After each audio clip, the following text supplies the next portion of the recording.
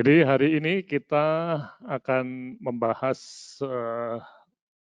alasan ya mengapa kita mengembangkan apa yang kita sebut sebagai knowledge management ya. Jadi pengelolaan pengetahuan dalam COVID atau dalam menangani COVID-19. Nah, sesi ini memang sebuah sesi yang tidak langsung terkait dengan apa yang diberikan dalam pelayanan atau dalam program COVID-19. Tapi sesi ini kita akan mencoba untuk mereview dan menganalisis apa yang sudah kita kerjakan selama hampir 2 minggu ini ya. Ini menarik karena Pusat Kebijakan dan Manajemen Kesehatan FK KMK UGM ini mensupport tindakan atau usaha untuk mencegah wabah ini meluas dengan apa yang kita sebut sebagai dukungan dari aspek pengetahuan. Nah, untuk itu saya mengajak para pihak yang mungkin ya berpikir benar mengenai pengetahuan ini untuk mari kita sama-sama untuk mereview kegiatan yang lalu dan kita juga akan melihat apa yang akan kita kerjakan minggu ini.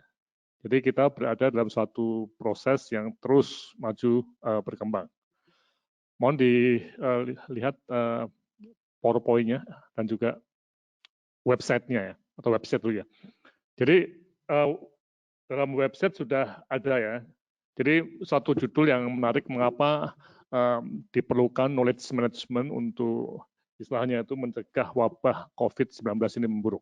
Jadi ini sebuah apa ya istilahnya itu suatu pertanyaan yang memang menarik ya karena dalam konteks apa yang kita lihat sekarang ini begitu banyak pemahaman baru ataupun mungkin pengetahuan baru, informasi baru yang terus terang aja mungkin membuat apa yang kita sebut kehidupan kita ini menjadi sangat-sangat terganggu ataupun sangat-sangat depres dengan adanya berita-berita mengenai COVID-19. Ya, sebagian informasi itu benar, sebagian juga tidak benar. Nah, ini yang menjadi satu isu kunci. Sehingga FK KMK UGM, dekanat ya, kemarin Ibu Ova sudah membuka forum ini dengan resmi. Dengan salah satu tujuan adalah bagaimana kita masyarakat ilmiah itu bisa ikut serta dalam mencegah pandemik ini meluas. Nah, ini yang perlu kita tekankan sehingga mari kita lihat bagaimana yang kita lakukan selama ini. Tolong slide-nya. Ya. Ini semua bisa diklik di web ya. Ini slide atau PowerPoint? Yang PowerPoint ada? Yang PowerPoint? Belum ada? Ya, sebentar. Sebentar. Mbak Leli udah diklik Mbak? Ya. Ya. Oke, jadi kalau kita lihat dulu ya, sebelum kita masuk ke PowerPoint-nya, ini memang menarik kalau kita lihat di website-nya, ini mohon diklik mengenai tentang forum ya, tentang forum. Ya. Jadi kalau kita lihat di deskripsinya ya, forum ini, ya, dalam wabah COVID, RS Indonesia memang kita sekarang masih dalam rumah sakit ya. Itu menghadapi tantangan surge capacity berupa kemampuan untuk menyediakan pelayanan kesehatan dan medis selama peningkatan mendadak dalam jumlah pasien karena wabah atau korban bencana. Nah, jadi untuk meningkatkan persiapan untuk surge capacity ini, khususnya di SDM, diselenggarakan forum informal manajemen COVID di rumah sakit. Oke.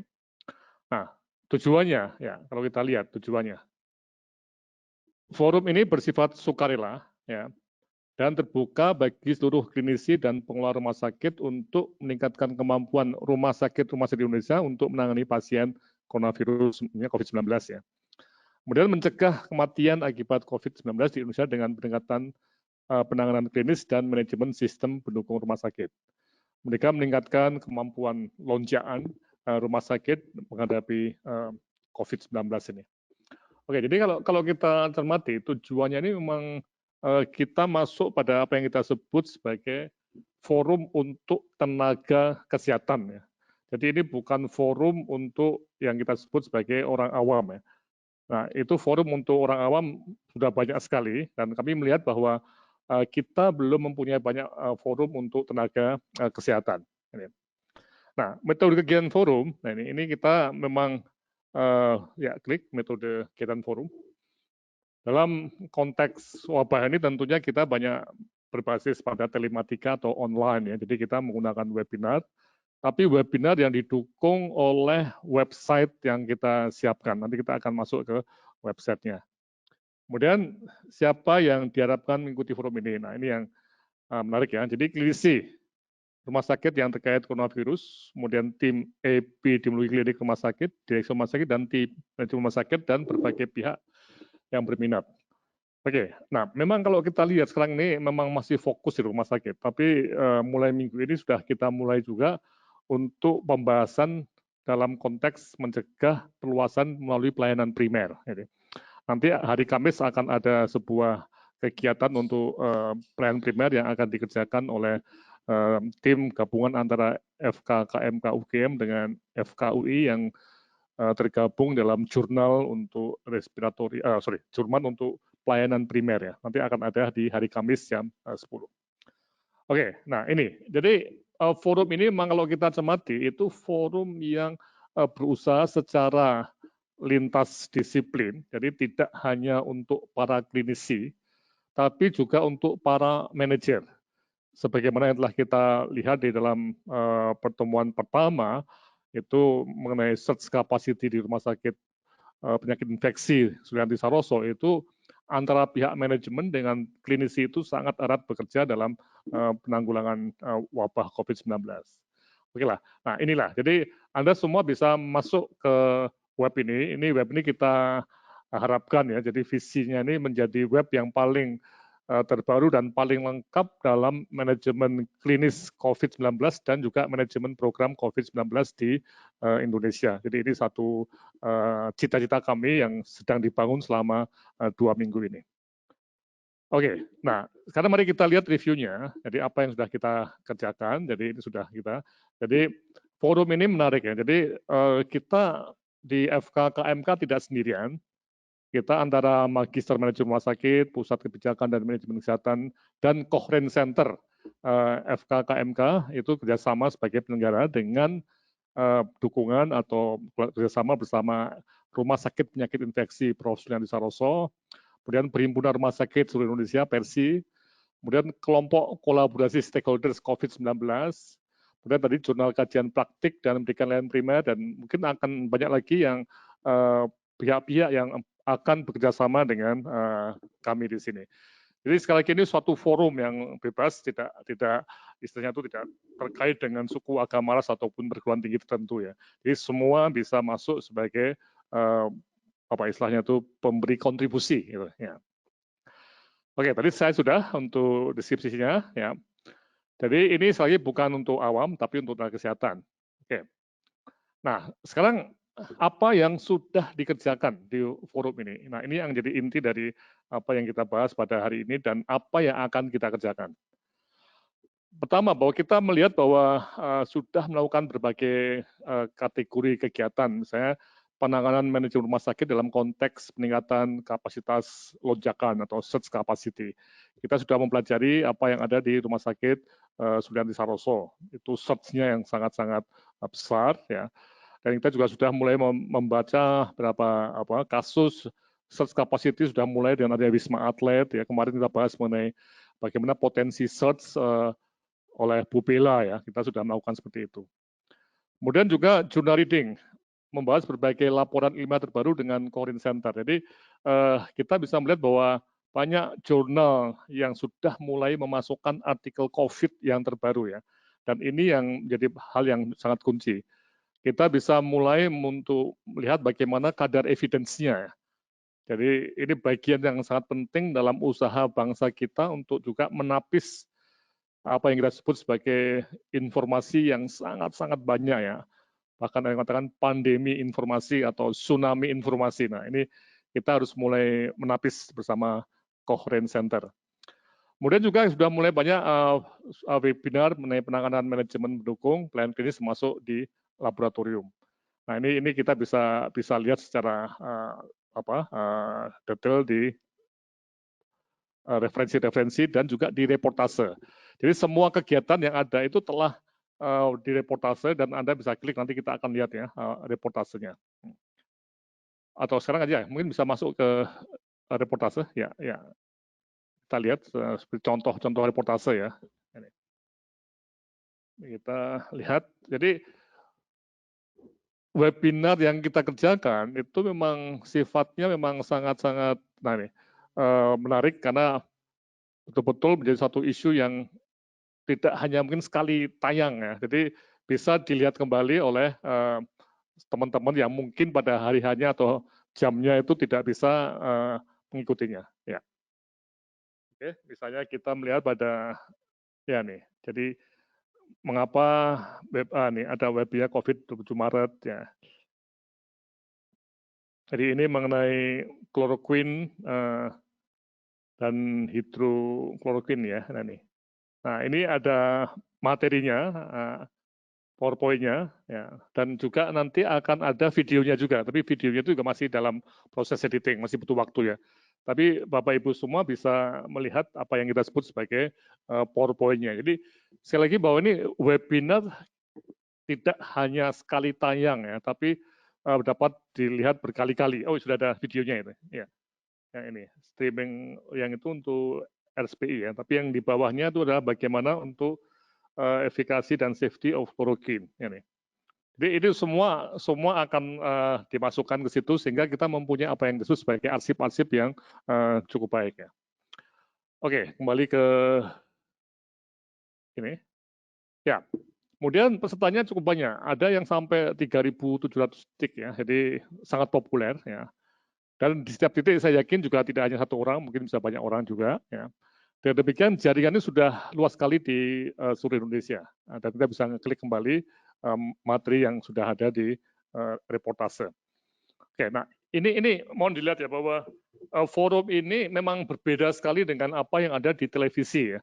Yang di televisi seperti Metro TV atau TV One atau Kompas TV itu banyak yang sifatnya itu untuk kelompok awam ya atau masyarakat umum. Memang untuk tenaga medis ada, tapi tidak akan dalam. Nah, dalam forum ini ribuan titik yang saya yakin sebagian besar adalah tenaga kesehatan, mereka akan bisa mendapatkan materi-materi secara mendalam yang tidak bisa didapatkan dari koran biasa ataupun dari televisi atau dari jurnal, karena jurnal juga sangat terbatas. Nah inilah, jadi kita berusaha mengisi gap antara TV umum dengan jurnal dengan cara menggunakan model webinar yang jaringannya itu bisa sangat-sangat luas, karena ada webinar dan juga ada live streaming melalui YouTube yang bisa kemudian dilihat kembali reportasenya. Jadi ini ya yang perlu kita cermati ya. Oke. Kemudian kita lihat apa yang terjadi minggu lalu dan apa yang akan diselenggarakan minggu depan. Nah, ini kita melihat bahwa ternyata pengetahuan tentang COVID-19 itu belum baik ya. Mengapa ya? Coba kita lihat ya. Jadi laporan diskusi harian, memang kita mulai sekitar 3 minggu yang lalu dengan adanya diskusi mengenai atau kuliah terbuka dari Prof. Amin Subandrio dan Bapak Diki mengenai apa itu coronavirus ya. Nah, memang forum ini tidak banyak membahas mengenai modeling atau skenario penyebaran virus dan konsekuensinya untuk pemerintah ya.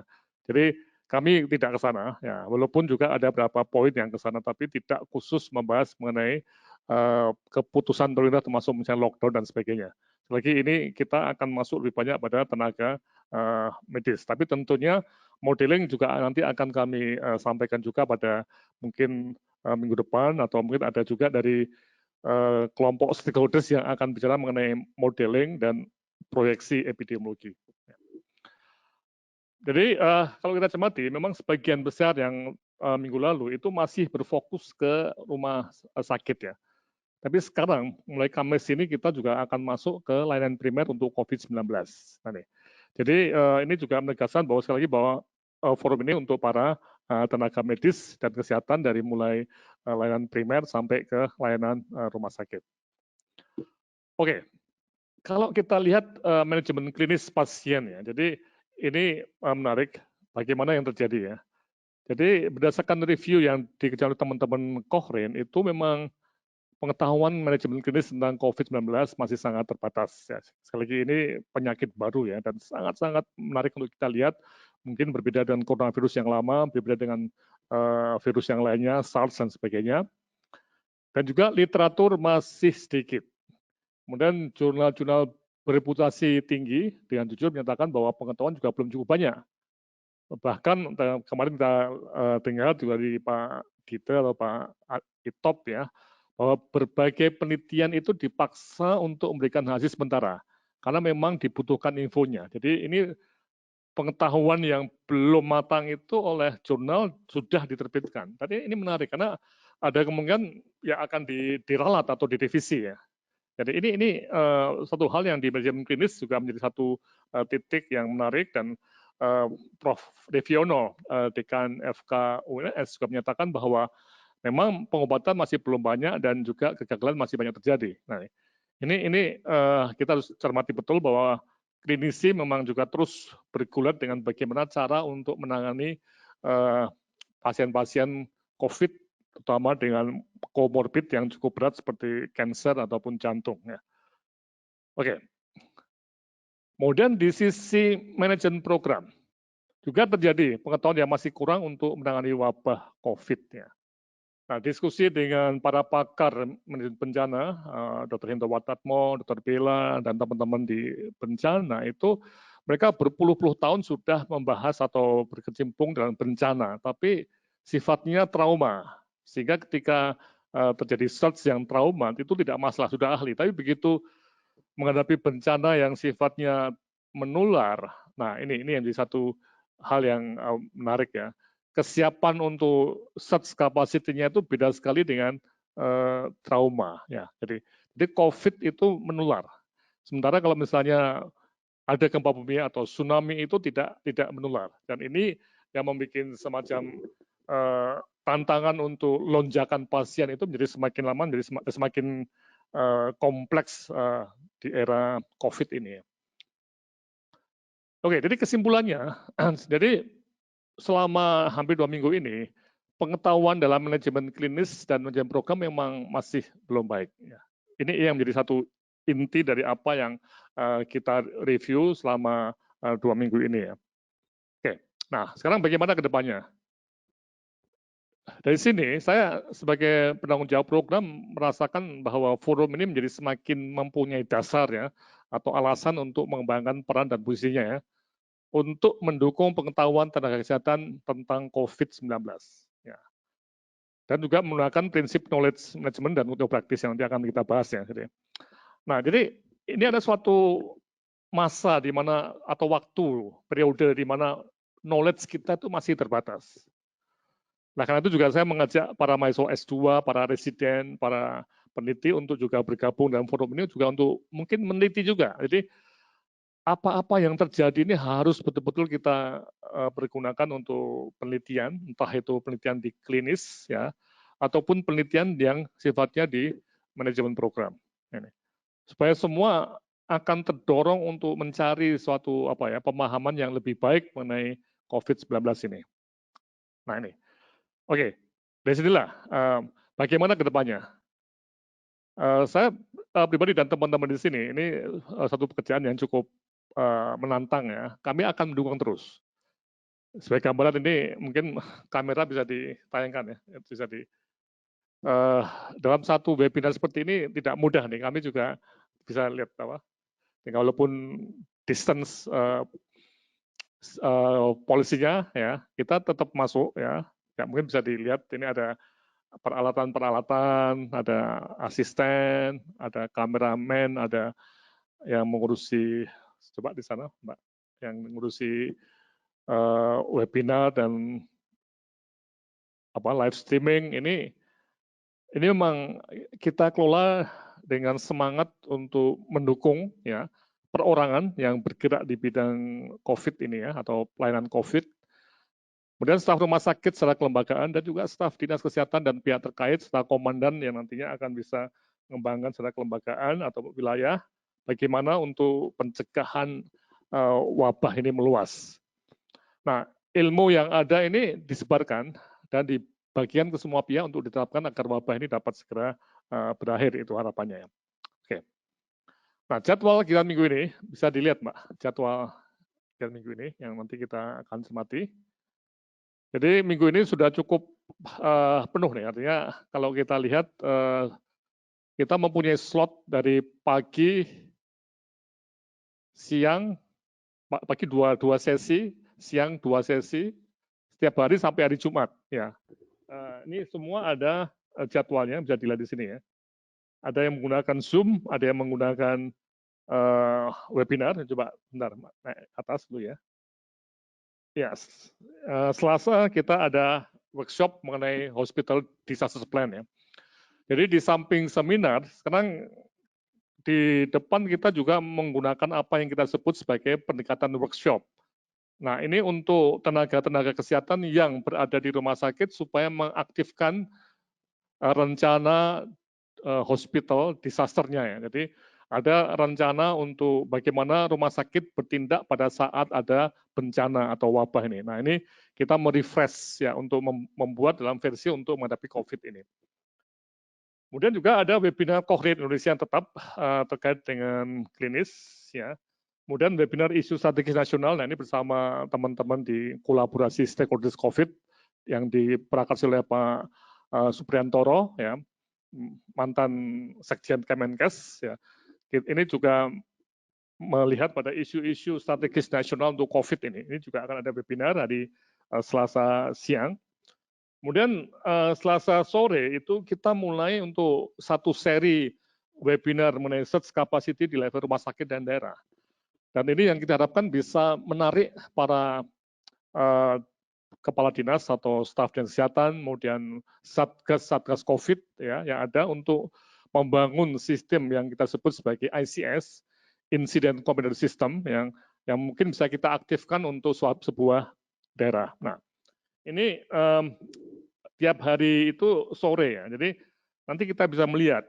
Rabu juga sama, ada workshop pagi, kemudian ada webinar Cochlear tentang herd immunity, kemudian workshop Persi juga sering bersama kami.